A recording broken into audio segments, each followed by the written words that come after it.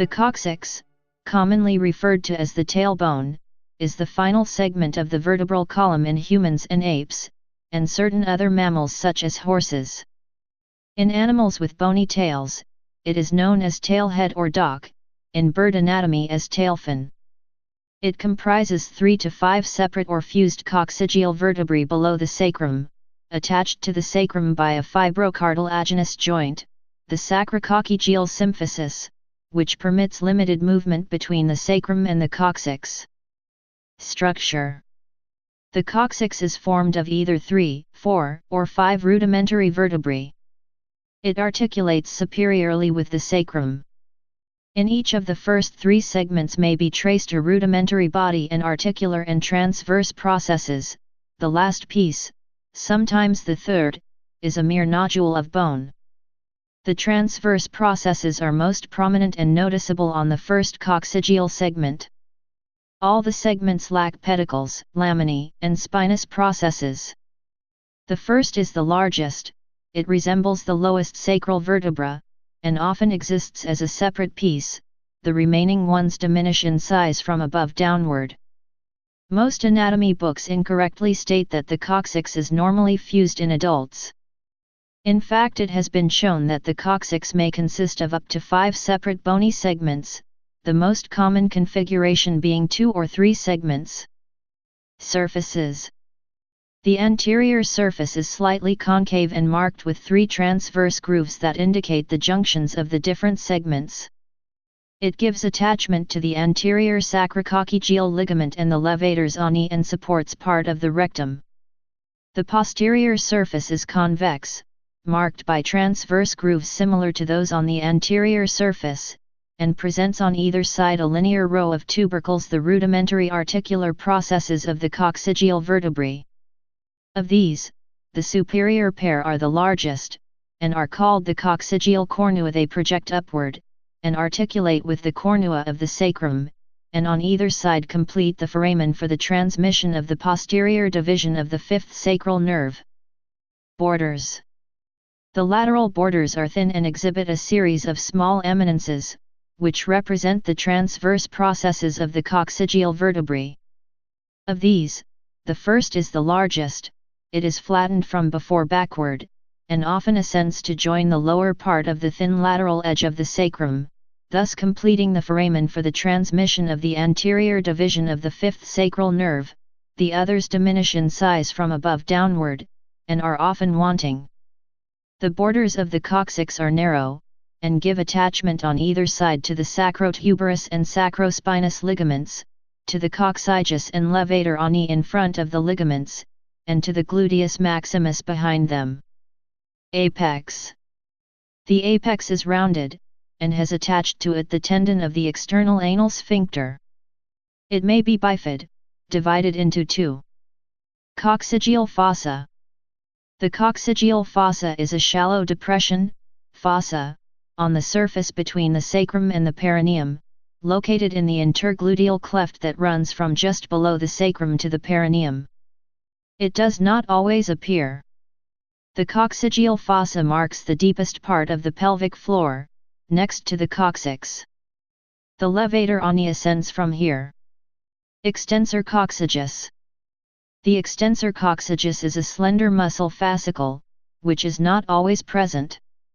It extends over the lower part of the posterior surface of the sacrum and coccyx. It arises by tendinous fibers from the last segment of the sacrum, or first piece of the coccyx, and passes downward to be inserted into the lower part of the coccyx. It is a rudiment of the extensor muscle of the caudal vertebrae of other animals. Sacrococcygeal and intercoccygeal joints. The joints are variable and may be 1. Synovial joints, 2. Thin discs of fibrocartilage, 3. Intermediate between these 2, 4. Ossified. Function. In humans and other tailless primates, e.g., great apes, since Nacholapithecus, a Miocene hominoid, the coccyx is the remnant of a vestigial tail, but still not entirely useless. it is an important attachment for various muscles, tendons, and ligaments, which makes it necessary for physicians and patients to pay special attention to these attachments when considering surgical removal of the coccyx. Additionally, it is also a part of the weight-bearing tripod structure, which acts as a support for a sitting person. When a person sits leaning forward, the ischial tuberosities and inferior rami of the ischium take most of the weight, but as the sitting person leans backward, more weight is transferred to the coccyx. The anterior side of the coccyx serves for the attachment of a group of muscles important for many functions of the pelvic floor, i.e., defecation, continence, etc. The levator ani muscle, which include coccygeus, iliacoccygeus, and pubicoccygeus. Through the Anacoccygeal raphe, the coccyx supports the position of the anus. Attached to the posterior side is the gluteus maximus, which extends the thigh at the hip joint. Many important ligaments attach to the coccyx. The anterior and posterior sacrococcygeal ligaments are the continuations of the anterior and posterior longitudinal ligaments that stretches along the entire spine. Additionally, the lateral sacrococcygeal ligaments complete the foramina for the last sacral nerve. And, lastly, some fibers of the sacrospinous and sacrotuberous ligaments, arising from the spine of the ischium and the ischial tuberosity respectively, also attach to the coccyx.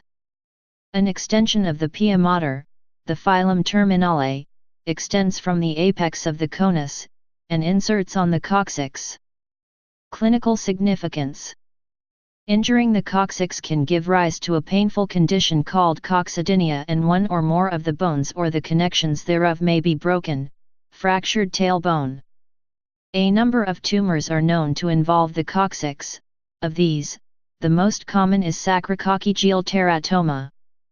Both coccydynia and coccygeal tumors may require surgical removal of the coccyx, coccygectomy. One very rare complication of coccygectomy is a type of perineal hernia known as a coccygeal hernia. History. Etymology. The term coccyx is derived from the ancient Greek word kappa Coccyx cuckoo. The latter is attested in the writings of the Greek physician Herophilus to denote the end of the vertebral column. This Greek name for the cuckoo was applied as the last 3 or 4 bones of the coccyx resemble the beak of this bird, when viewed from the side. This established etymological explanation can also be found in the writings of the 16th century anatomist Andreas Vesalius, whom wrote, Os cuculi, a similitudine rostri cuculi avis. The cuckoo bone shows a likeness to the beak of the cuckoo bird. Vesalius used the Latin expression os cuculi, with os, bone, and cuculus, the Latin name for the cuckoo. The 16th/17th century French anatomist Jean Riolin the Younger gives a rather hilarious etymological explanation, as he writes, Quia crepitus, qui per sedimentum exeunt, ad is os alici, cuculi voces similitudinem effingunt, because the sound of the farts that leave the anus and dash against this bone, shows a likeness to the call of the cuckoo. The latter is not considered as potential candidate. Besides os cuculi, os caudi, with caudi, of the tail is attested. This Latin expression might be the source of the English, French language, German and Dutch terms tailbone, los de la queue, Schwanzbein, and startbein. In the current official anatomic Latin nomenclature, Terminologia Anatomica, Coccyx, and os Coccygeus is used. Please subscribe and thanks for watching.